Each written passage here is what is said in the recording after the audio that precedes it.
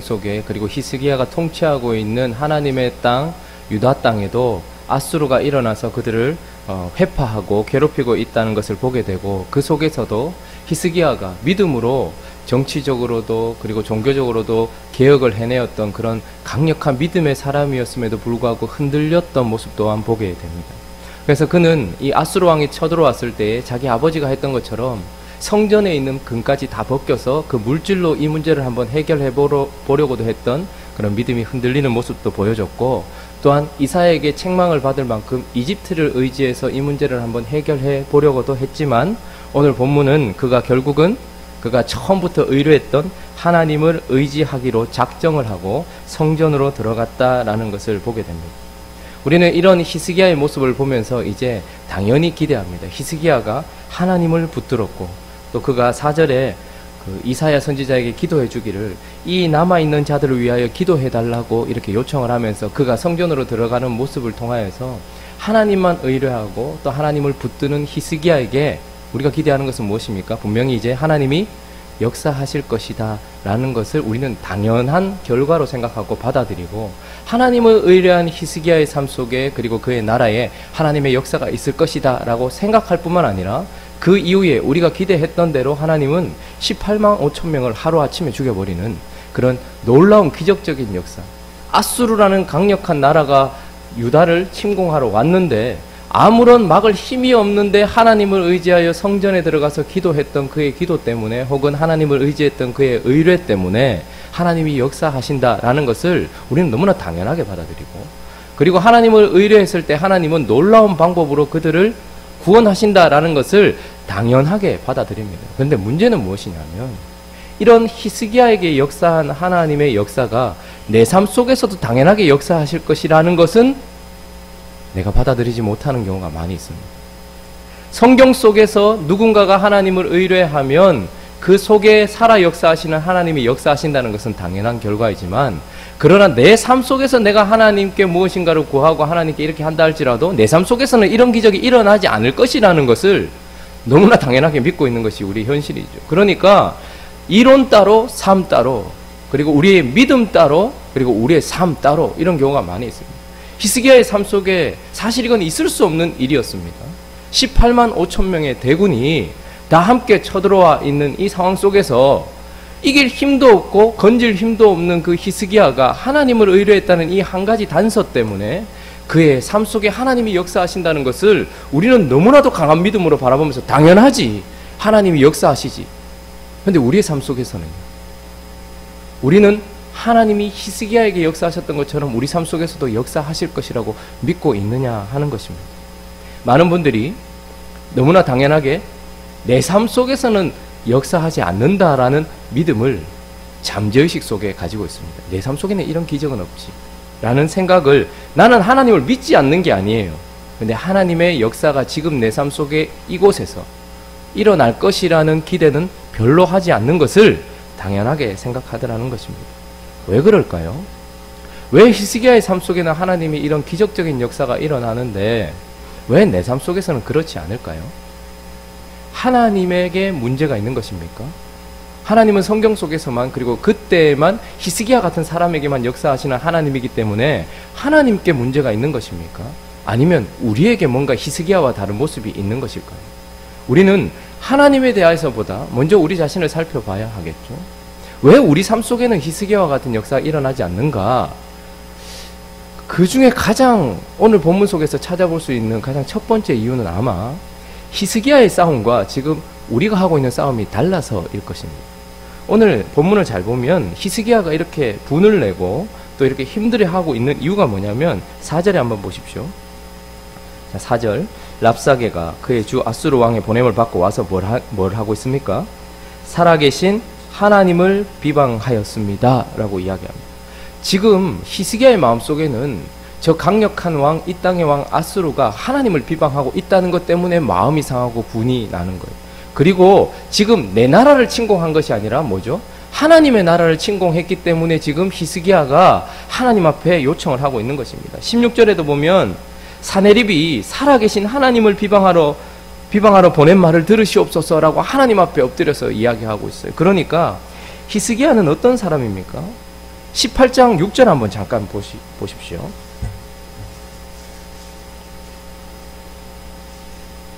18장 6절 우리 한번 읽어볼까요? 자, 시작. 곧 그가 여호와께 연합하여 그에게 떠나지 아니하고 여호와께서 모세에게 명령하신 계명을 지켰더라.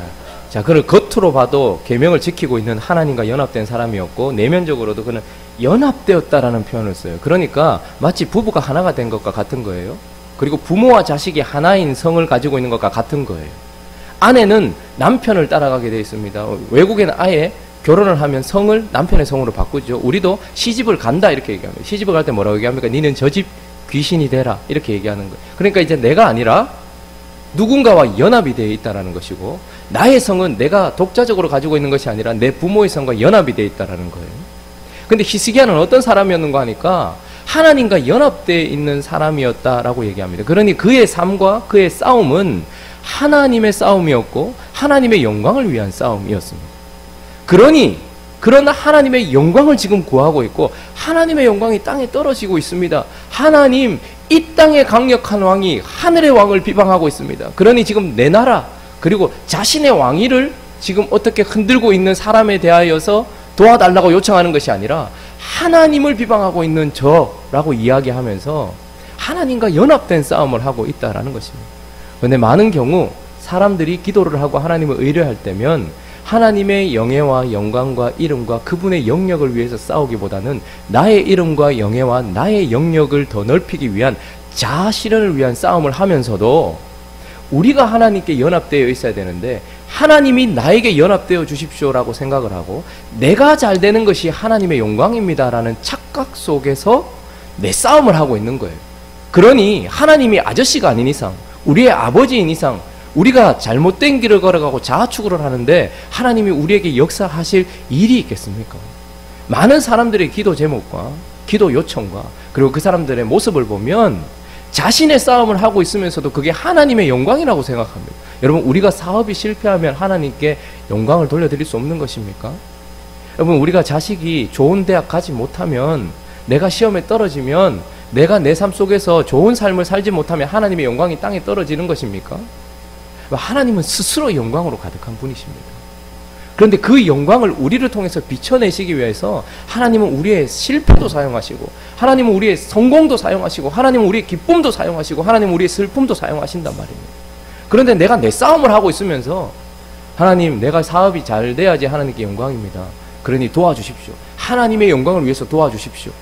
그러면 그것이 정말 하나님께 영광이면 하나님 도와주실 겁니다. 그런데 자기 싸움을 하고 있어요. 자아 추구를 하고 있습니다. 그래서 이것 때문에 하나님과 멀어질 것 같으면 하나님이 그 일을 하시겠냐는 말이죠. 전부 다 자기 사업을 하면서 자기 영역을 넓히면서 자기 나라를 위해서 자기 이름을 위해서 싸우면서도 자기가 하나님께 지금 하나님의 영광을 위해서 싸우고 있다고 오해하고 착각하기 때문에 하나님의 역사가 강력하게 일어나지 않는 경우가 많이 있는 것입니다. 똑같은 전장 속에 있는데 왜 사울은 골리앗을 대적할 수 없었을까요? 그런데 왜 똑같은 전장 속에 싸움 속에 있는데 다윗은 갑옷도 입지 않은 채 그가 나아가서 골리앗을 죽일 수 있었을까요?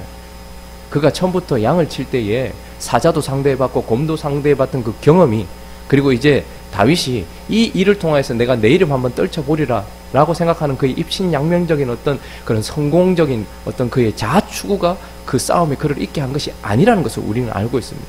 그 강력한 골리앗을 보면서 너는 칼과 창과 단창으로 내게 오려니나 난 만군의 여호와의 이름으로 내게 간다 라고 이야기를 했던 다윗은 지금 여기서 죽임을 당한다 할지라도 하나님의 영광을 위하여 싸우다 죽은 그 사람이 만약에 거기서 다윗이 죽었다 할지라도 이스라엘 백성들이 일어나지 않았겠습니까? 하나님의 영광을 위해서 싸우고 있었기 때문에 하나님은 그 물맷돌을 가지고서 다윗이 잘 던졌을 수도 있겠지만 저는 다윗이 이렇게 던졌어도 골리앗이 넘어졌을 거라고 생각합니다. 왜요? 하나님이 지금 하나님의 영광을 위해서 싸우고 있는 이 한 소년을 통하여서 그의 영광을 드러내고 계시기 때문에 그런 것이죠. 우리의 삶 속에 왜 하나님은 히스기야에게 역사하셨던 그 놀라운 역사를 우리에게는 자주 일으키지 않을까? 하나님에게 문제가 있는 것이 아니라 우리의 싸움에 문제가 있다는 것을 한 번쯤은 생각해 봐야. 또 한 가지는요, 어떤 분들이 이렇게 얘기합니다. 하나님께 기도도 많이 해보고 하나님이 그렇게 하실 줄 확신을 했는데 배신을 많이 당해봤다는 거예요. 근데 그런 표현을 쓰지 않습니다. 하나님이 역사 안 했다 이렇게 얘기를 잘 안 해요. 그냥 그저 이제 기대하지 않을 뿐이에요. 근데 왜 그런가 하면 두 번째는 하나님의 말씀을 붙들지 않았기 때문에 하나님이 역사하지 않은 것인데 무슨 말인가 하면요. 많은 사람들이 오늘 6절에 보면 하나님께 기도를 요청했던 히스기야에게 하나님이 당연히 음성을 들려주십니다. 6절, 7절 한번 읽어볼까요? 자, 시작.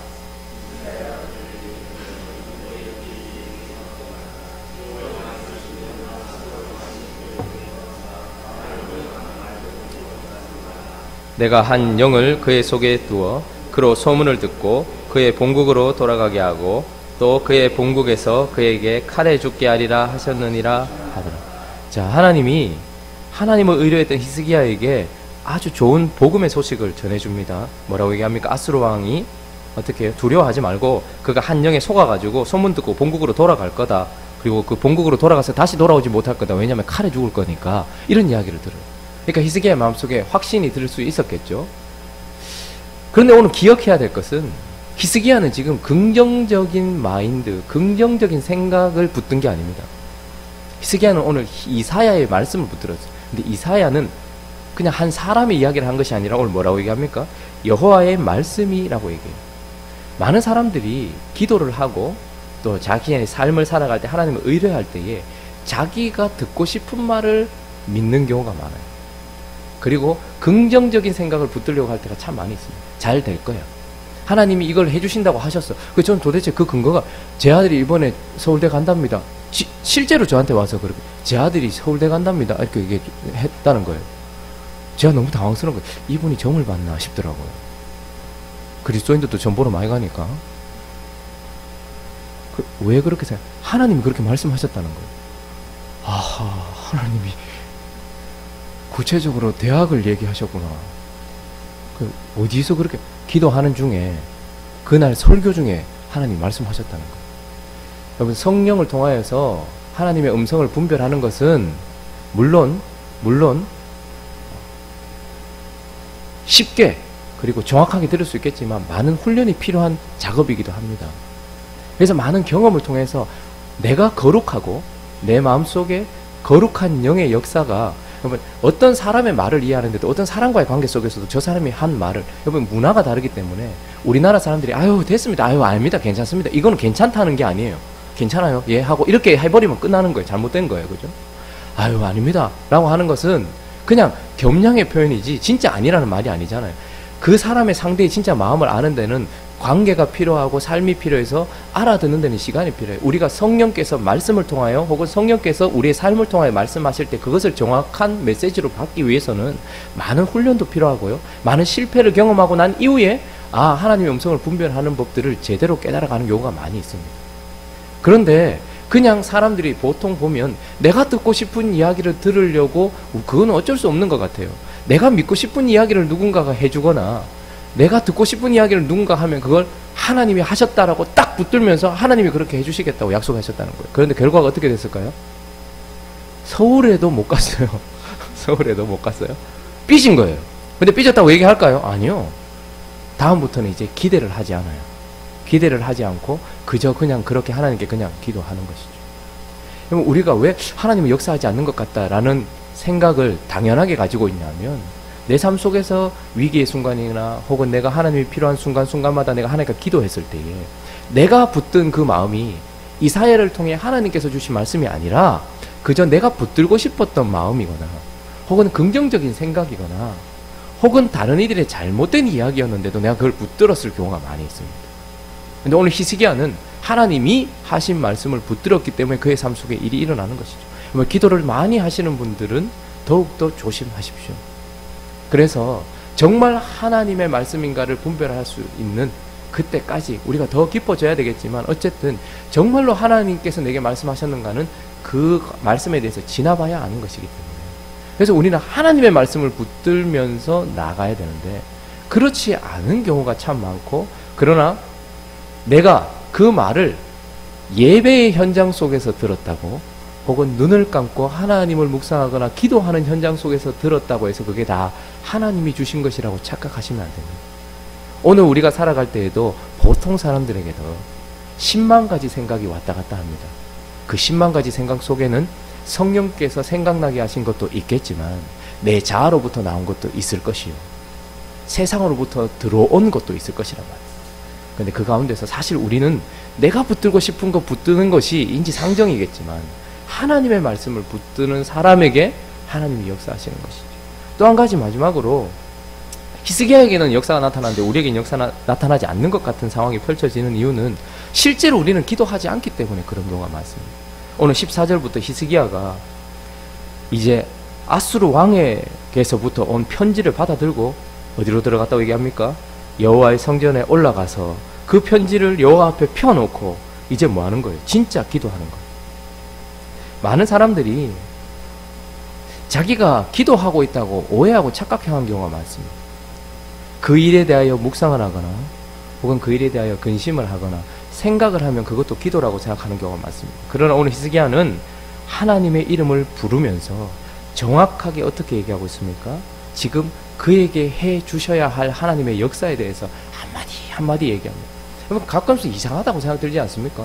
하나님 다 하시고 지금 하나님이 이 역사를 일으키셨으니까 무슨 일이 일어나야 될지 다 알고 내가 성전에 들어가는 순간 하나님이 다 하실 텐데 왜 굳이 우리의 기도를 자꾸 들으시려고 하는가?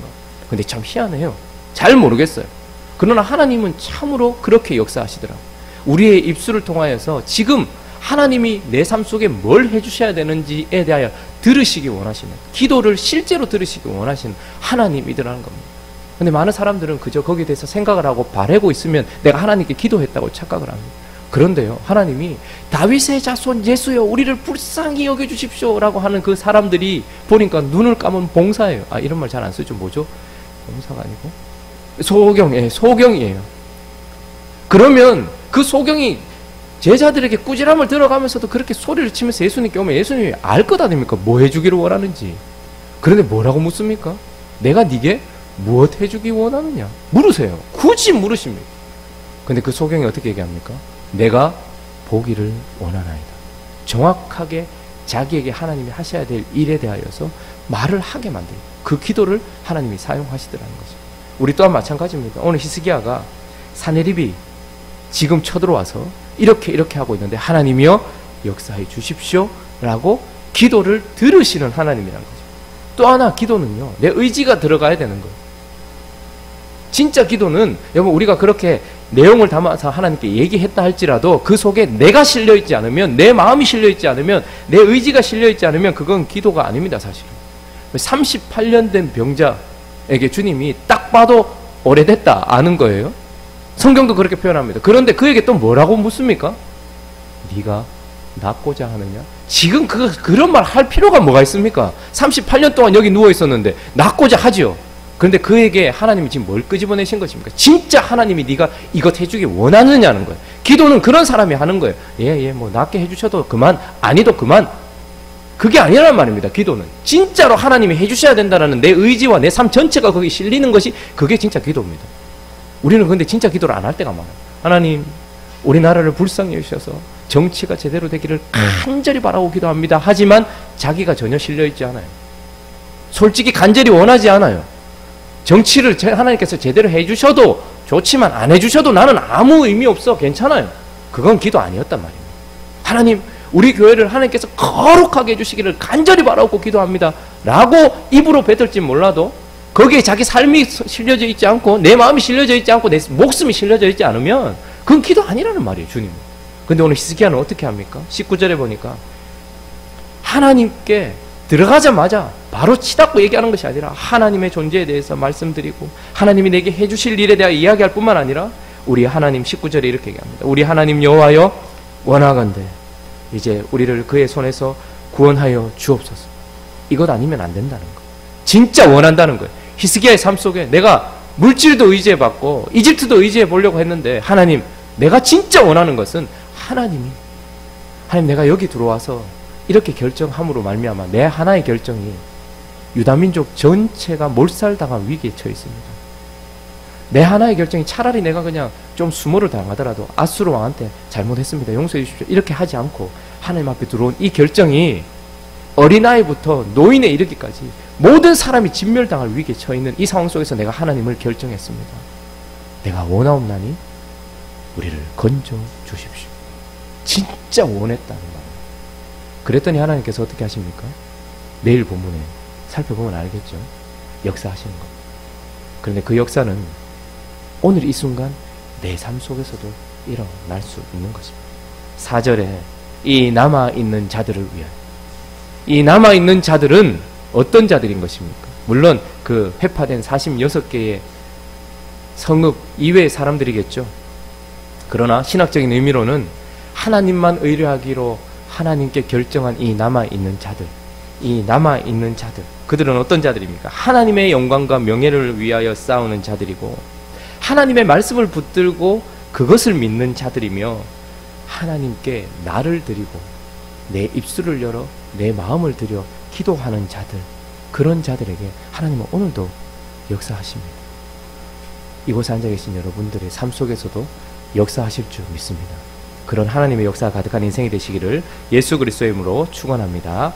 우리 같이 한번 기도하도록 하겠습니다. 나 자신을 돌아보면서 나의 삶은 하나님과 연합된 삶인가, 하나님의 영광을 위한 삶인가 다시 한번 돌아보고, 내가 붙드는 여러 가지 것들은 하나님의 말씀인가 아니면 내 생각인가 돌아보고, 실제로 나는 기도하고 있는가 우리 자신을 한번 돌아보고, 하나님 이 남은 자를 위하여 하나님을 의뢰하는 우리 인생 가운데 역사해 주십시오 라고 그렇게 기도하고, 우리의 기도 제목들을 가지고 또 교회와 나라와 민족을 위해서 한번 기도하시다가 자유롭게 돌아가시면 되겠습니다. 기도하겠습니다.